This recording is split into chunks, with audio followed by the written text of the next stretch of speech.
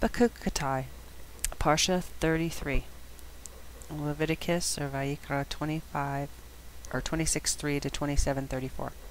If you live by my regulations, observe my mikvot, and obey them, then I will provide the rain you need in its season. The land will yield its produce.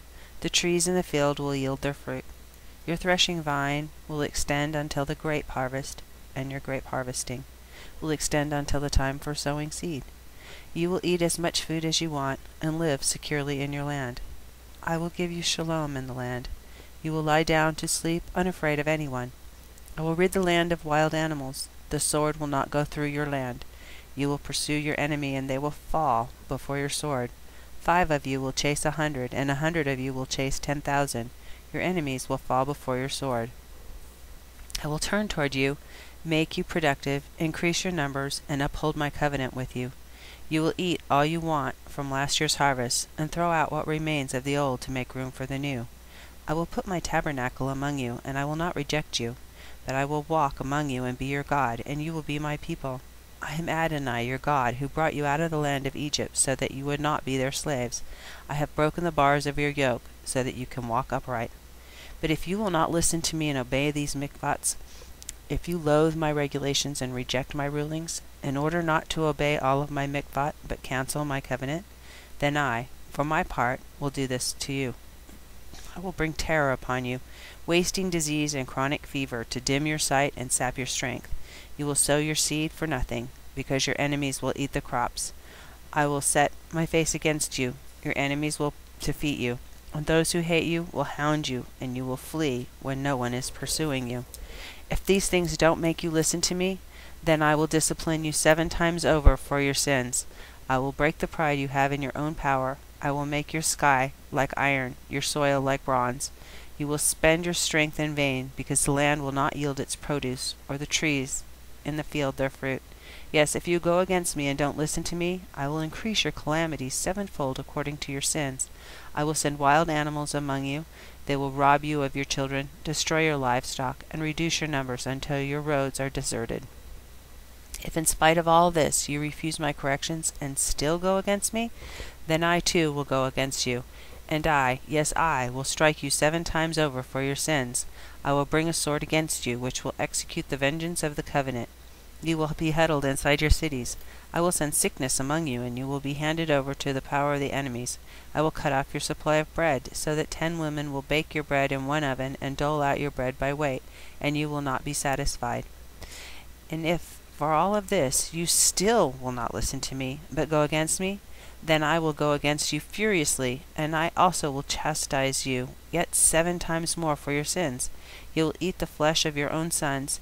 You will eat the flesh of your own daughters. I will destroy your high places, cut down your pillars for sun worship, and throw your carcasses on the carcasses of your idols. I will detest you.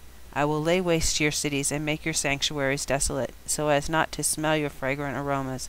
I will desolate the land, so that your enemies living in it will be astounded by it.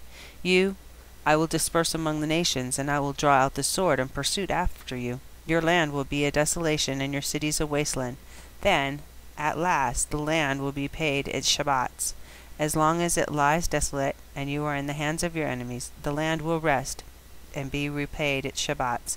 Yes, as long as it lies desolate, it will have the rest it did not have during your Shabbats when you lived there. As for those who are left, I will fill their hearts with anxiety in the lands of their enemies. The sound of a driven leaf will frighten them, so they will flee as one flees from the sword, and fall when no one is pursuing. Yes, with no one pursuing, they will stumble over each other as if fleeing the sword. You will have no power to stand before your enemies, and among the nations you will perish. The land of your enemy will devour you. Those of you who remain will pine away in the lands of your enemies from guilt over your misdeeds and those of your ancestors, and then they will confess their misdeeds and those of their ancestors which they committed against me in their rebellion. They will admit that they went against me. At that time I'm going to bring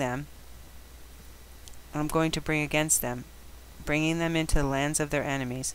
But if their uncircumcised hearts will grow humble, and they are paid the punishment for their misdeeds, then I will remember my covenant with Yaakov, also my covenant with Yitzhak, and my covenant with Abram, and I will remember the land, for the land will lie abandoned without them, and it will be paid its Shabbats, while it lies desolate without them, and they are to be paid the punishment for their misdeeds, because they reject my rulings and loathe my regulations. Yet in spite of all that, I will not reject them when they are in the lands of their enemies, nor will I loathe them to the point of utterly destroying them, and thus break my covenant with them, because I am Adonai their God. Rather than for their sakes, I will remember the covenant of their ancestors, whom I brought out of the land of Egypt, with the nations washing, so that I might be their God. I am Adonai. These are the laws, rulings, and teaching of Adonai himself, gave to the people of Israel on Mount Sinai through Moshe.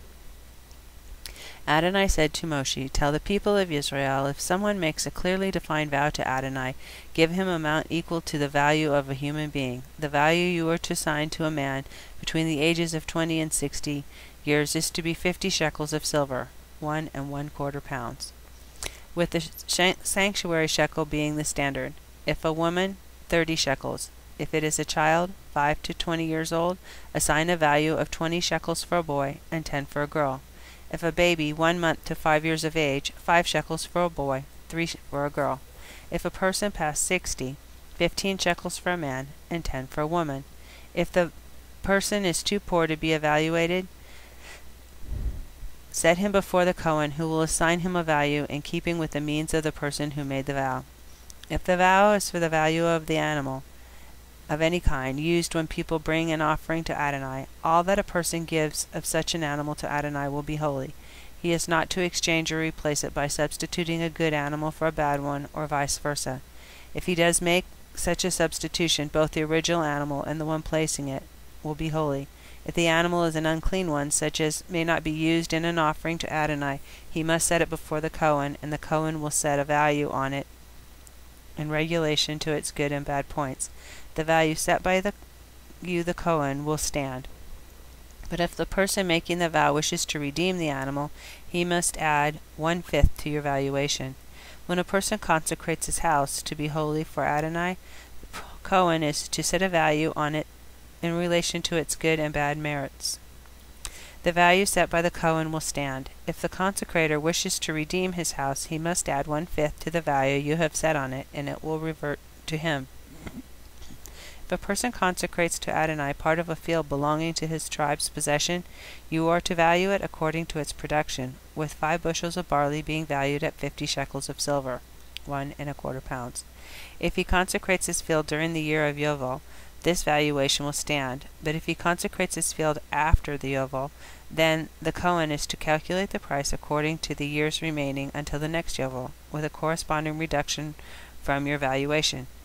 If one consecrating the field wishes to redeem it, he must add 1/5 to your valuation, and the field will be set aside to revert to him. If the seller does not wish to redeem the field, or if the treasurer for the Kohen